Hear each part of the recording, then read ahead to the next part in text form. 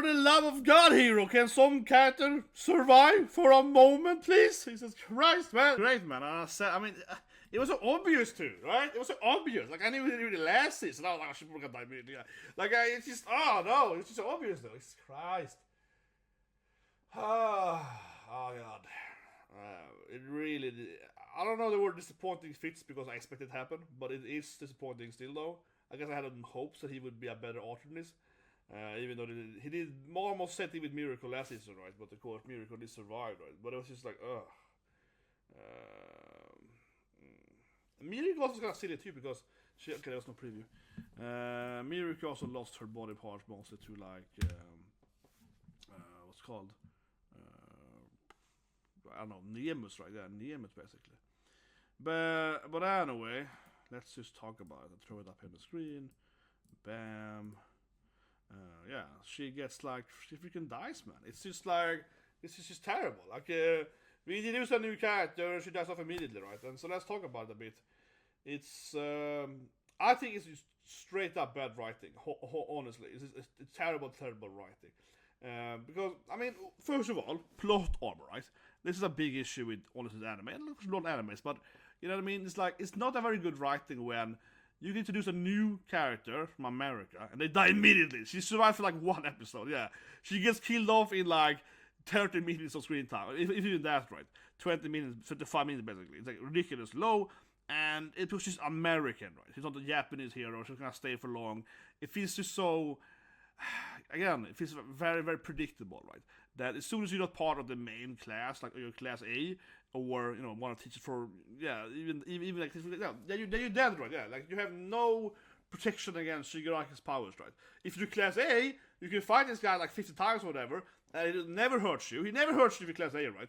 He never hurts you. He tries to decay you, but it never works. But then you're the strongest hero in America, arguably the strongest hero on the planet, and you die immediately. You die in like 5 minutes. Yeah, you're like, whoa, yeah. So that's terrible. Plot armor is like 0 for non-class A, right? And it's so predictable, and that makes it bad in a sense. But also, in general, the storytelling, I think it's terrible. You're getting this new badass female character. She get a cliffhanger last season. Here she arrives, right? And then immediately she just dies. She didn't talk to anyone. She didn't talk to All Might, her hero, her mentor, right? She didn't meet with Dick to give you some inspiration. She didn't meet with Endower, even though I was flying next to her to fight, basically. She didn't met no one. She goes in there, fights the main bad guy, and dies immediately. It's just a really weird storytelling. I mean, honestly, this is really shit. And I think it's very, very, very weird storytelling. Just think about it, right? Ignore number of episodes and all the characters, but it just arrives to die, right? You know, it's just a weird plot. It's honestly a weird plot. She comes in there, she curses him basically. Oh, you get my quirk, but that quirk will hurt you instead of giving you more powers. And she dies, and then she's like, oh, what's the point of that? They used to have her introduced to purely curse him, I guess. But it feels very forced, right? But if anything, what it leads to is that she basically made Shigaraki weaker, right? By just throwing her quirk at him, and it stuck in his body now. She's a character just introduced to do, you know, debuff him, right? Or something like that. So it's just very, very weird. It's incredibly forced from the author. Used to have Shigaraki's too powerful now, so I introduce a new character that can like counter him in some way, and then she's dead immediately. You know what I mean? She's like a plot object, 100%, right? She's not an actual character. It feels very, very strange. And again, it was very predictable, right? With the number one thing. So the combination of this is very, very frustrating. Sitting here being like, oh, she's a new character, and she's a female character, so her likelihood of her armor then, her plot armor is weakened by being a female character, obviously. Number 3, I suppose, this issue with the episode, right, is that one is predictable, again, that it's outside of class A, you have no plot armor, right, against the powers, even if you're strongest hero ever, basically. But also then, that you're a woman, right? And honestly, this author, he hates female characters. It's so weird. He's so great at making these like badass, cool female characters. Obviously, Miriko is the most famous one or whatever, right? And they all look badass, but then he hates them, right? They always have like really bad fights. Yeah, the female character usually gets owned, and they have body parts hurting or whatever. And, you know, Midnight too. Yeah, he has some really weird thing with like. It feels like all the male character can survive forever, but the female character dies immediately, basically, or get hurt, or get armed, or whatever. And they all outside, yeah, they all have like terrible track record for some reason. Yeah, all of them, and that also again makes this death with her so predictable. It makes me frustrated because you feel like, oh, this is the miracle of this season, right? She's gonna get owned immediately, and at the best case scenario, lose like an arm or something against Decay, right? Couldn't she like rip off? He could hit her face, yeah. But what if she hit her hand instead? She could rip off her hand, and she could do like, you know, a berserker thing, like guts, right? But no, she dies immediately. So, but it's like one of those two things. You're like, oh, she's gonna die or lose a body part, probably lose like miracle, right? Yeah, it feels like every female character. He really hates female characters. Seriously, it's getting annoying, and again, then also makes it predictable, right? Because you know that the female character has way lower plot armor, right? So it's like, yeah. But overall, though, it's she's a cool character, but the fight is really stupid. And I mean, and this I said that's episode 2, right? This fight, I don't have an image of it, but this fight is just really, really terrible from any logical standpoint, right? And I know people can say, oh, they have superpowers or whatever. I know they got powers. I know they're they got image of it, but I know they got powers or whatever. I know, but this fight makes zero sense from an actual physical standpoint, right? Maybe I'm just too much of a nerd, scientist, engineer. I'm sorry, but this fight is absolutely dumb, man. So she's coming in there like with like modern American, like latest super high tech, like F-34. It's like BVR, 6th dimension or whatever. I think it's 6th grade BVR or something.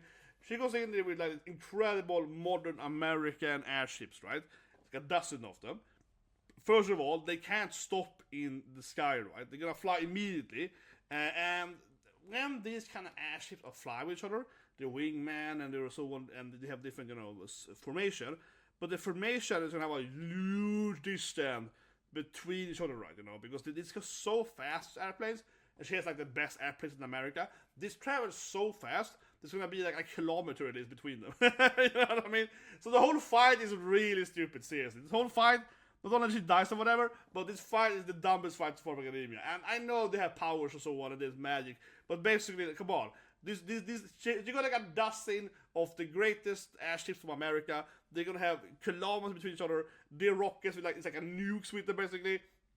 They're jumping between the airships. It makes zero sense. If you can stand on one of them, that's fine, but you wouldn't be able to jump to the other one because the other one is gonna be like a few kilometers off the distance, right? And somehow they can like stop in the sky and they can levitate, and nothing what the airship did in this episode made any sense logically, right? Absolutely the worst fight or any kind of like, you know, loss of physics, right? 100% the worst fight in this anime from any like physical law standpoint. But even more so, she grabs, you know, like freaking like 10 Amram or something like that, right, and smacks him with that. One of these rockets costs like $1 million to produce at least, and it's like super high tech better. So she grabs basically like a few $1 million rockets, 10 of them, and hits him with it. That's like hits something like a nuke. She basically nukes Shigaraki. These things are made to like destroy battleships, right? Or like half a city or something. They're incredibly powerful, if she's the best ones, right? And they are incredibly expensive. She punches him with like $100 million punch basically. And he just like blocks it with some like random quirk thing. Like that would never happen. Those things would destroy a bunker basically. Yeah, that would not protect you with a bunker. Not that he's in on the bunker. It's one thing if you're in a bunker, right, and someone has a nuke in the city, you will survive. But if the nuke hits your bunker, you probably won't survive unless the bunker is really, really thick. And she basically comes with like 10 nukes, hits him with 10 nukes, and he sits there like, I'm fine. You know, he goes out there like, I got a little like skin burn. Like, just run! Like this, that is nothing of this made any sense. I think it's a problem because normally this anime, we never see anyone ever really use, you know, weapons or whatever, right? It's all about quirks. There was some guns a little bit with in season 3 or whatever, yeah. But very rarely does anyone just jump in, you know, with like, oh, I got like a flamethrower or something or whatever. Very rarely does it happen. And now she literally comes with like, oh, this is America's greatest airships, and I like throw like 10 robots at you. It's like with the firepower to like destroy, you know, like New York or something. Yeah, like, and I punch you with them all in one thing. That's like, oh, yeah, she basically nukes him, and it's like, oh yeah, it's fine. Like, it doesn't make any sense. I'm sorry, but this fight is the worst fight by far from an actual any loss of physics, because the firepower in those missiles are incredibly high. If it's supposed to be any modern, you know, American airship, right? And then having all of them combined into one, like, Apex thing. I don't know. It's just so stupid. And I don't know. I should play it. Maybe I'm just a little salty she died, but even if she had survived, I still think the fight jumping around on like this modern bomb ship was kind of stupid. But especially when she nuked him, and he's just like, it didn't hurt me. Especially at that point, she got nuked, and he was just like, that wasn't really damaging me. He basically just like, whatever. It's like some skin rash, basically. It wasn't even like it was even hurt at all. It was just like, the bird, but it's like, it's fine. And then later on, they kind of surrounded him with the laser beam thing. Like, I was like, why would you have laser beam on this airship or whatever? They just assume they have laser beam, which is really stupid. But they have this, like, laser beams, and he aim at him, and he get, like, completely, like, surrounded by the laser beams, and then he just flies away. Like, nothing of Shigaraki makes any sense anymore. So in the last season, but no, this was just really dumb too, how he got, like, surrounded by all the laser beams, hit by all of them, and it's, like, burning completely. And then the next scene, he's just flying away with his wings like nothing happened to him. He's like, whatever, my wings protect me from laser beams. And he's like, what? You hit you with, like, a dozen incredible, super powerful, the strongest laser beam attack on the planet. He's like, whatever, it's fine. It's like, I mean, the problem I have with it, right, is because even though Deku hits hard or whatever, honestly, I'm sorry, but it doesn't make any sense, because that laser beam, given that it's supposed to be like the modern, like, Dragon Fire or whatever, right, one of those laser beams is basically as strong as Deku's punch, right, probably stronger, and then you have 10 of them, or 12 or something like that, so 10, like, Dragon laser beams compared to Deku's punch is probably way, way stronger, so I'm sorry, but it doesn't make any sense that they couldn't basically hurt him with that, but then Deku's gonna punch him and never hurt more. Like, no, that's not how it works, okay? That's not how it works. And I'm not saying that Deku couldn't punch hard on the laser beam or whatnot. I'm just saying that in the current state of the anime, right, there's nothing presenting that Deku is that strong or that All Might is that strong. Nothing at all. Like, he doesn't have like the Saitama One Punch Man straight, right? But I'm sure he can level up and so on. But I'm just saying, right now it just seems so silly how this is like. Honestly, it's probably the first battle, right, where they actually use modern technology. Yeah, like they actually have like modern, like super high tech technology weapons, actually military weapons that were used, and yet they had no effect on him. Like the nuke him, and he's like, I'm fine. Yeah, like, you know what I mean? It's like, no, that's not how it works, man. I think it's terrible writing all the way around, because, like I said, your quirk will be very powerful.